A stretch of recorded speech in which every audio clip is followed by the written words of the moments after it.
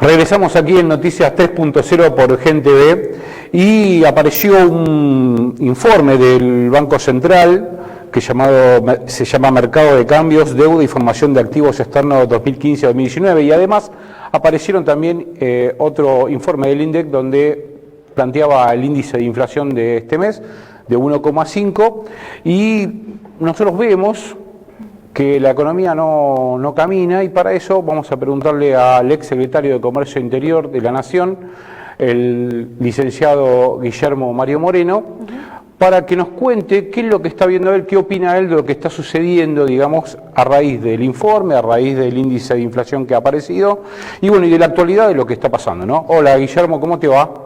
¿Qué tal? ¿Cómo estás? Gracias por el llamado. Muy amable de tu parte. Guillermo, apareció un informe del BCRA donde básicamente lo que está planteando es que se ha fugado 86.000 millones de dólares a raíz del 1% de las empresas y el 1% de las personas humanas, que en total han fugado en ese 1%, digamos, tanto de las empresas como de las personas, 57.324 miles de millones de dólares. ¿Cuál es tu opinión de lo que está ocurriendo, digamos, en la actualidad a raíz de este informe y por qué aparece este informe ahora? Mira, yo soy un economista del peronismo. Las categorías que nosotros utilizamos son las categorías clásicas para entender la economía. Yo sí recuerdo que la primera vez que apareció ese indicador en nuestro gobierno, lo desarrollaron conjuntamente Melconian y Redrado. Redrado en ese momento era presidente del Banco Central. Y me acuerdo que tuvimos un debate con Redrado a instancia de Julio De Vido, que a su vez supongo yo que se lo dijo Kirchner, y no pudieron sostener ese debate. Finalmente se demostró que eso era técnicamente incorrecto. Lo que hacía Melconian y lo que hacía Redrado era intentar asustar al presidente Kirchner, diciéndole, mire, presidente, nosotros tenemos este superávit comercial, pero resulta que las reservas del Banco Central no aumentan. Eso significa que se lo están fugando. Y yo digo, pero ¿a qué se refieren con fugar? Claro. Si no hubiesen fugado, ¿qué tendrían? ¿Pesos?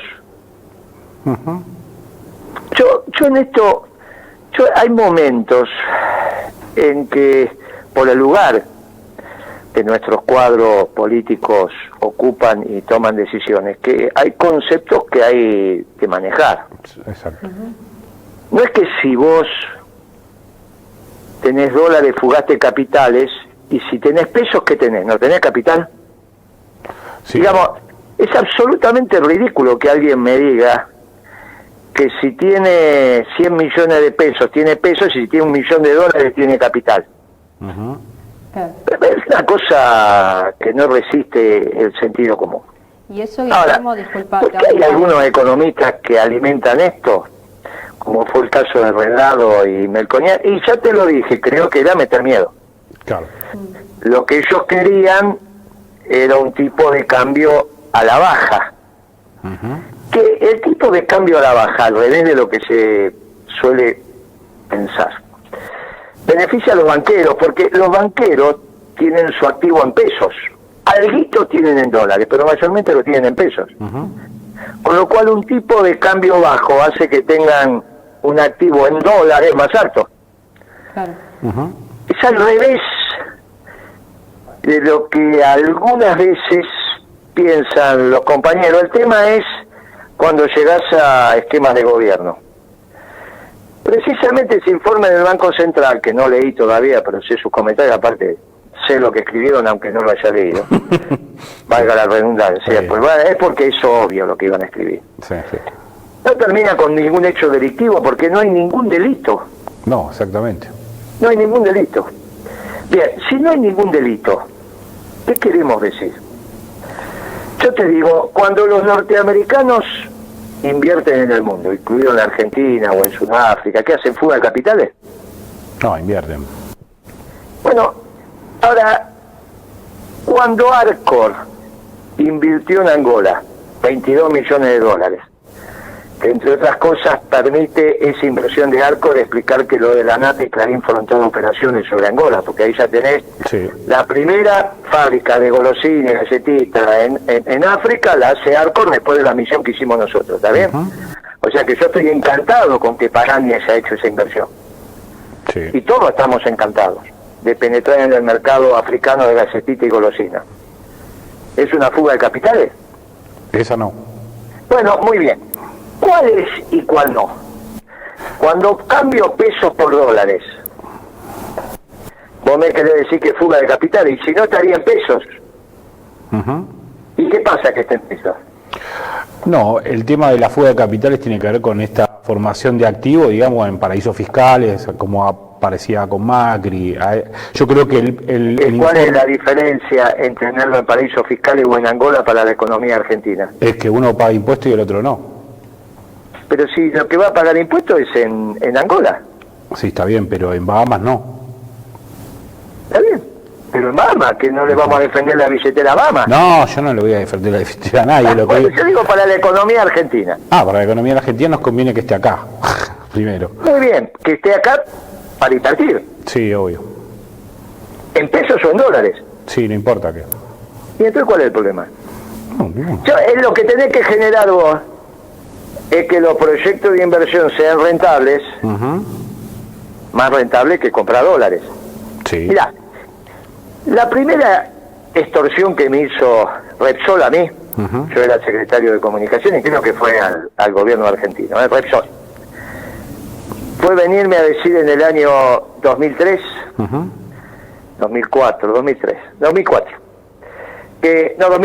que si seguíamos atosando a Telefónica, ellos en el 2004 iban a liquidar todas sus ganancias que las tenían afuera en el mercado argentino, 900 millones de dólares, y por lo tanto nos iban a tirar abajo el tipo de cambio. ¿Se entiende lo que estoy contando? Sí. O sea, YPF, Repsol, dejaba sus ganancias afuera. Y nosotros no teníamos ningún problema que la dejara afuera. Al contrario, él la extorsión la hizo diciendo, mirá que te la traigo, y te tiro el tipo de cambio. Sí. Y yo lo miré y le dije, y traela y te haré un bono. Después, ahora, hasta el año 2011, fin del 2011, las petroleras nunca tuvieron la obligación de liquidar sus exportaciones en el mercado argentino, lo dejaban afuera. Y el país crecía a tasas chinas. Sí. Bien, esta es la diferencia cuando hace economía. Un peronista cuando hace economía, los neoliberales o los progresistas, que tienen las mismas categorías, porque tanto Redrado como Melconian, está claro que no son progres, ¿no? No.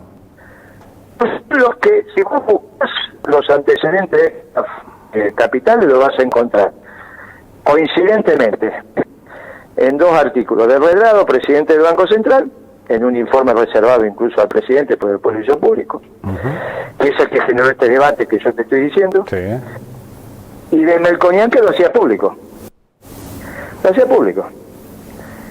Sí, hoy... Bueno, las intenciones de estos muchachos con esto eran muy claras. Era asustar al gobierno peronista. ¿Y ahora? Y ahora es desconocimiento puro, es por la galería. Sí. No el presidente dijo el 1 de marzo, ahí en el Congreso, que iban a investigar. Y todos sabíamos cuando él dijo van a investigar que salió un informe del Banco Central como el que salió, diciendo tantos pesos se cambiaron por dólares. ¿Y? Sí. ¿Lo sabe todo el mundo eso? Sí, aparte de una economía bimonetaria como la nuestra. Pero, a ver, decime una cosa.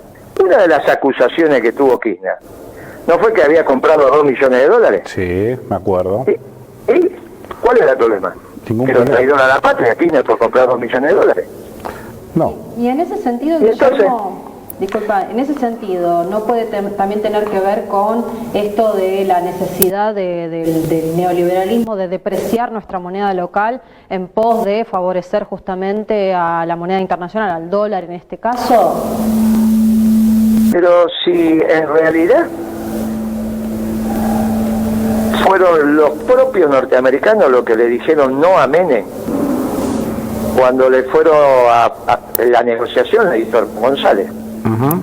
Le fue a plantear Menem la dolarización, total de la economía, como era Ecuador, sí, a Panamá. Pero le fue a decir a Elman González que tenían que hacerse cargo de una corrida bancaria. Y los norteamericanos dijeron que no, si quieren dolarizar, usen. Yo no tengo ningún problema que ustedes se vistan de vaquero, pero no me piden que le bajamos el precio. Si quieren usar vaquero, usen vaquero. Claro. Quieren dolarizar, dolaricen. Ahora, si tienen una corrida bancaria, se la bancan ustedes. Los propios banqueros no quieren la dolarización. Por lo que yo te dije antes. Sí, sí, sí. Lo que pasa es que no hay que entrar con preconcepto, hay que entrar con conocimiento. Claro. Los banqueros son los primeros que no van a querer la dolarización, ni que este esquema se transforme en vez de bimonetario en una sola moneda que sea el dólar. ¿Qué banqueros? ¿El Citi? No. Brito no quiere. Claro. El Banco Galicia no quiere. Los bancos nacionales no quieren. Claro, porque le conviene. Hace una diferencia. Porque se quedan sin una mercadería donde ellos tienen cierto predicamento. Exactamente. Y bueno, entonces... ahí está bien. Y además este informe obviamente aparece también en un momento donde está discutiendo el impuesto a las grandes fortunas, que se quiere cobrar por única vez. Me parece que es otra tontería. Y sí, es otra tontería. Lo haga quien lo haga. ¿Vos te parece que en la Argentina van a ser 4.000 millones de dólares? ¿Por qué no le cobramos los 7.000 millones de dólares aquí, en la pampa húmeda? Y bueno, ¿por qué? ¿Por qué no se le cobra? ¿Qué sé yo? Porque no se pregunta al Alberto, porque no se le cobra. No sé por qué no se le cobra. Yo le hice la cuenta, se los puse, y me dijo que la cuenta estaba mal, me contestó Clarín diciéndome, no, bueno, 7.000 no, pero 5.000 estamos dispuestos a poner. Bueno. Lo escribió, Sí, Clarín Rural, el juego, lo escribió, está ahí. O sea que cualquiera que busque lo encuentra. Y en vez de eso vamos con un impuesto porque va a recaudar 3.000, 4.000, si es que lo recauda por única vez. Y en ese sentido, yo lo que creo que en esto, mire, cuando se pierde la seriedad, vamos por mal camino. Y el gobierno de Kirchner esencialmente fue serio.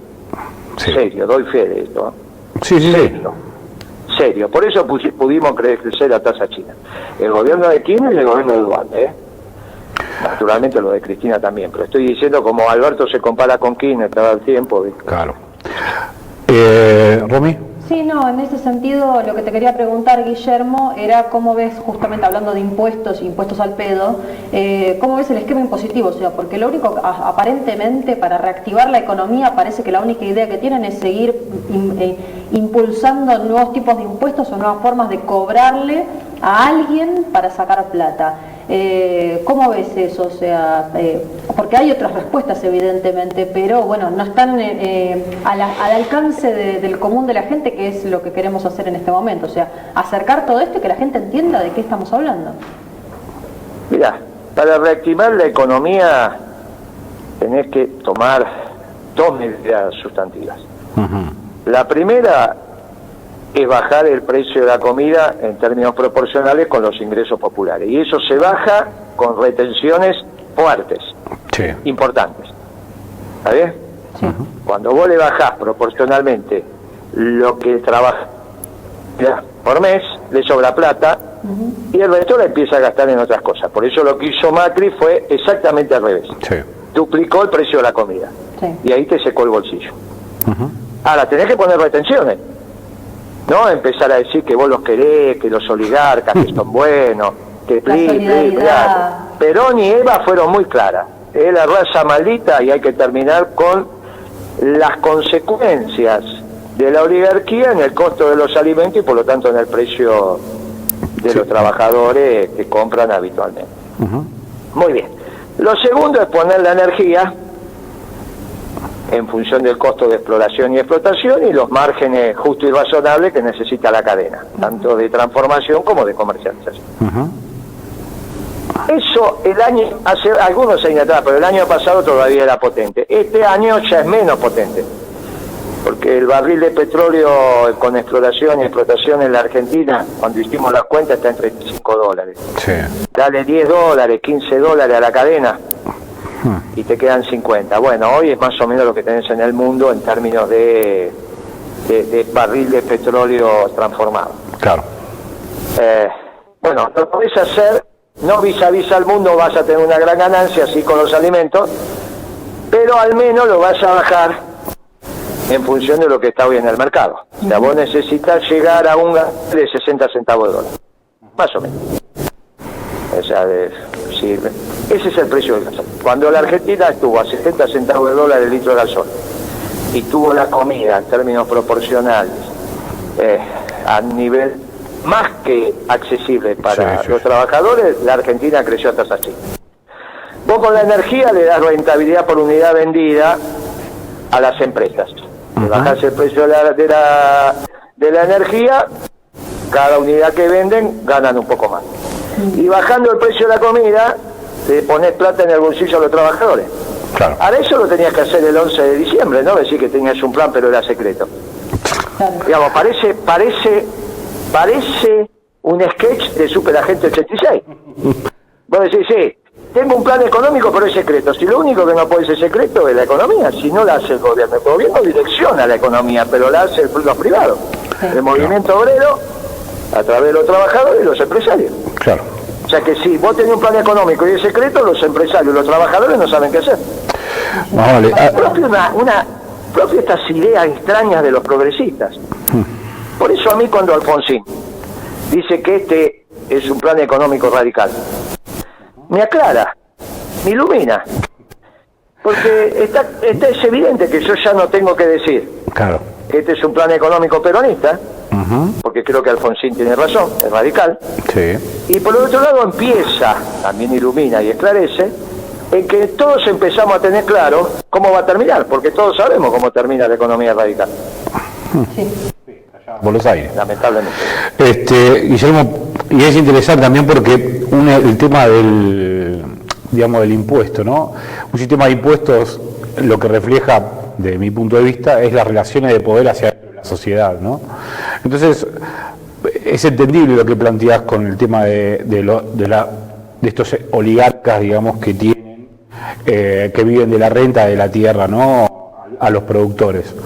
Entonces, a mí me parece que obviamente hay que hacer una reforma tributaria, me parece necesario, y realmente ir contra quienes tienen que ir. O sea, no se puede vivir en la Argentina, no podemos seguir pagando al pueblo el costo de este endeudamiento, este despilfarro que hubo, porque por más que uno investigue, la deuda es legal, porque pasó por el Congreso y fue aprobada por los presupuestos. Entonces, hoy estamos sin presupuesto. La deuda la tienen que pagar las 1000 familias. Sí. No es que la tienen que pagar. El problema no es si pagamos o no pagamos. El problema es quién pone la plata. Sí. Es decir, la plata la ponen los oligarcas. No tengas ninguna duda que en 20 años vos bajaste, 22 años, bajaste cerca de 150.000 millones de dólares.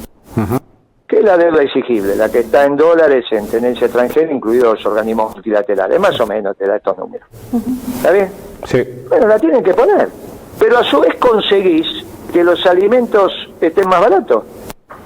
Ahora, si en vez de ser eso, que querés hacer ¿viste? Y entonces querés mandar el país al default. Y si no mandás al país el default, en realidad la paga el pueblo, la deuda, bueno, entonces estamos en un lío. Pero sí con un discurso progresista. Claro. Entonces vas a terminar igual que la Alianza, diciendo que vos eras bueno y no te dejaron. Claro. Bueno, ¿qué querés que te diga? El peronismo no está para eso. Me vas a acordar que Alfonsín ya dijo que este es un plan económico radical. Y si vos lo pensás, el presidente del Banco Central, ¿qué es? Radical. Sí. La recaudadora, ¿qué es? Desarrollista. Sí. El ministro de Economía, ¿qué es? Hincha de Gimnasia de Grima, es lo que se sabe. y discípulo de Stigl. Sí. Bueno, entonces claro, no es solo que la direccionalidad no lo es. Bueno, el presidente dice que es socialdemócrata. Claro. Sí. ¿Está bien? Confeso, digamos. Sí. Un reportaje en Perfil dijo, yo soy socialdemócrata. Y quiero que el peronismo sea socialdemócrata. Y yo le digo, no, muchachos, los peronistas no somos socialdemócratas, somos peronistas, precisamente. En todo caso, Carmen, un partido gana las elecciones, ¿no? Claro. Por eso. Entonces, bueno, claro, la direccionalidad que está tomando esto es una direccionalidad que ya sabemos cómo termina. Sí. Ahora, en el medio te arman un montón de discursos que parece como esa dicotomía vida o economía. Pero, ¿cómo puede ser? Si Si todos sabemos que los ricos viven de su riqueza y los pobres de toda pobreza, cuanto más pobres son, más necesitan salir a la economía para ganarse el mango. Pero ¿cómo va a ser una dicotomía vida o economía? Van en la misma dirección. Tenés que cuidar la vida, tenés que cuidar la economía. ¿Y sí? ¿O piensan que la economía es la plata? No. Piensan que la economía es la plata, no lo que compras con la plata, pero ¿en qué cabeza cabe pensar eso? En un chico que se para frente al kiosco y vos le decís que querés y el chico te dice quiero todo. Está bien a los 7 años, 6 años, pero después crece y se da cuenta que tiene que elegir una. Sí. No, ¿cómo vas a pensar siendo adulto que la economía es la plata? ¿Pero qué? ¿Haces un guiso de plata? Es ridículo esto. Ahora, hay cosas que en determinados niveles no se pueden explicar, se tienen que saber. Se tienen que saber. Por el propio proceso natural de selección se tiene que saber. Ahora, bueno, me parece que hay un desorden en las categorías y desde ahí se toman las decisiones equivocadas. Sí, y de ahí se toman decisiones equivocadas. Se dicen cosas extrañas como tengo un plan económico, pero es secreto. Entonces los empresarios te dicen, ¿qué quiso decir el presidente? Cuando dice, ¿qué sé yo qué quiso decir? No sé qué quiso decir. Sí, bueno. Si lo primero que tenés que explicar es el plan económico. Señores, vamos a Mar del Plata, por la ruta 2. Esta es la dirección. Manejen bien, hagan esto y vamos a llegar en tantas horas. Listo. Sabemos para dónde vamos. Ahora, si vos le decís, tengo un plan económico y es secreto, te vuelvo a decir, parece un sketch de Super Agente 86. Claro. Lamentablemente. Sí, pero... Parecería ser que Caos se hizo cargo del Ministerio de Economía de ese país. Tiene que ir el Super Agente 86 a salvar. Sí, parece... Era la misión que tenía. Es una locura, porque aparte, ¿cómo va a ser una negociación sin decir cuánto ganás, cuánto me vas a pagar? O sea, claro. Es decir, yo vengo del comercio igual que vos y a mí me preocupa lo que viene porque yo me di cuenta que en mi caso, por ejemplo, he perdido la cadena de pagos y además me han roto el crédito y además me dejaron sin laburo. Entonces, ¿cómo haces?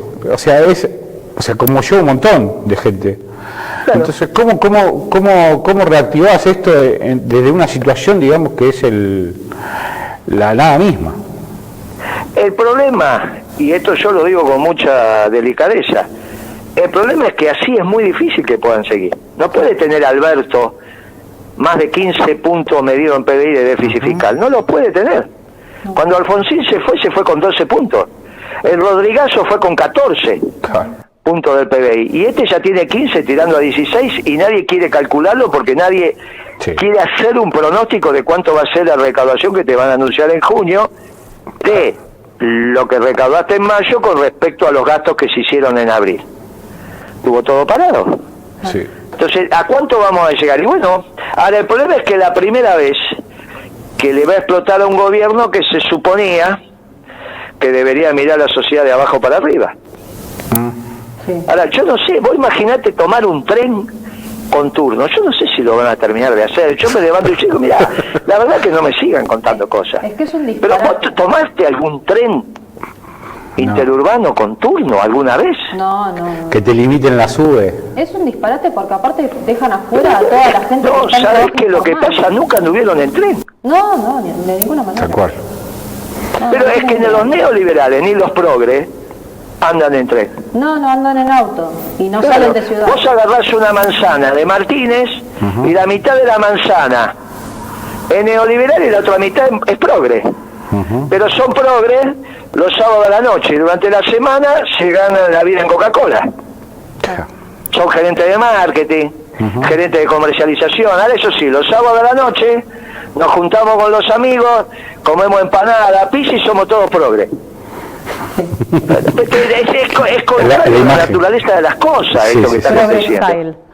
Sí, ahora, yo entiendo que vos no podés tener los trenes atestados, pero tiene que haber otra solución. Los expertos en transporte tienen que encontrar otra solución. ¿Cómo le vas a decir a la gente saque turno? Pero no tiene ni idea si la gente... Pero es ridículo. En lugar de pelear con la red, en el momento que casi los aviones ya no tienen turno, ahora vas a sacar turno a los trenes interurbanos. Pues es ridículo esto. Ahora bueno, Me dice que no encuentra otra solución. Bueno, muchachos, quédense sin dormir, encuéntrenla. Sí, ellos manden a la gente en colectivo. Viene el tren, se satura, listo, va todo los ómnibus, y un ómnibus tras otro, ¿qué va a hacer? Si están parados ahí.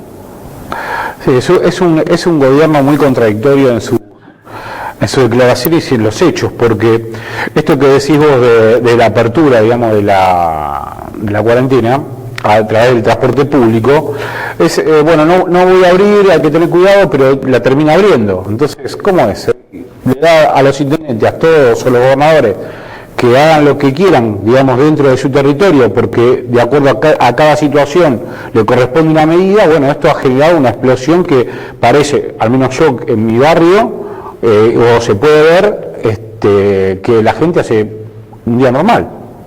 Bueno, ahora, tampoco vos podías tener la gente encerrada a partir del miedo. No, fíjate lo que te pasó en Salta. ¿Qué te enseñan a vos? ¿Que a quién tenés que cuidar? A los niños, a los ancianos y a los enfermos. ¿Estamos de acuerdo? Sí. ¿Desde cuándo los sectores populares van a apedrear una ambulancia? Y desde que lleva una trabajadora enferma adentro. Y eso es producto de este desorden que hicieron de meter miedo en la sociedad. Vos tenés que meter persuasión. Perón decía, se conduce de la persuasión, no desde el miedo.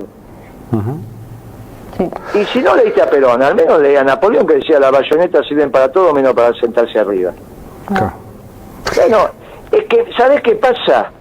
El sabio del viejo dijo una vez, un gobierno sin doctrina es un gobierno sin alma. Bueno, me da la sensación que esto es lo que está pasando.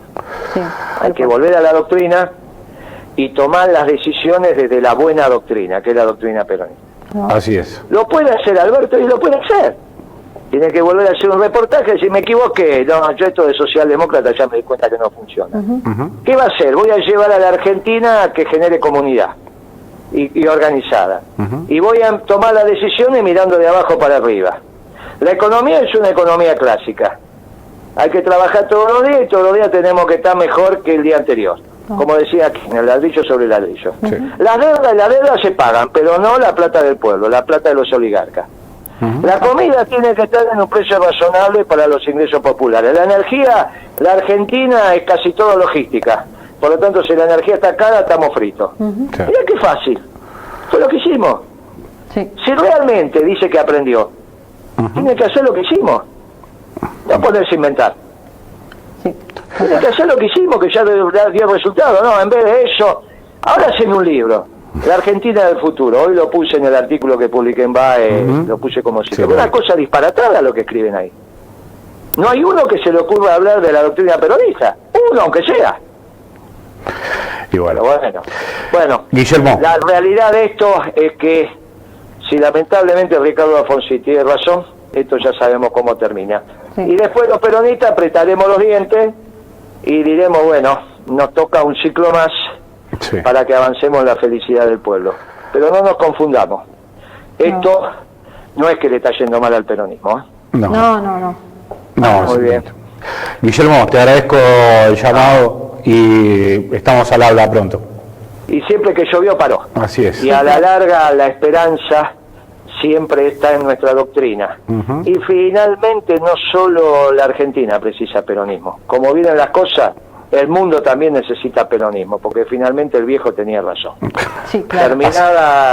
Terminados los soviéticos, los ganadores de la Segunda Guerra, por Oriente quedan los soviéticos y por Occidente queda el liberalismo, quedamos los peronistas de tercera posición. Les mando un abrazo y gracias grande por el llamado. Gracias. Bueno.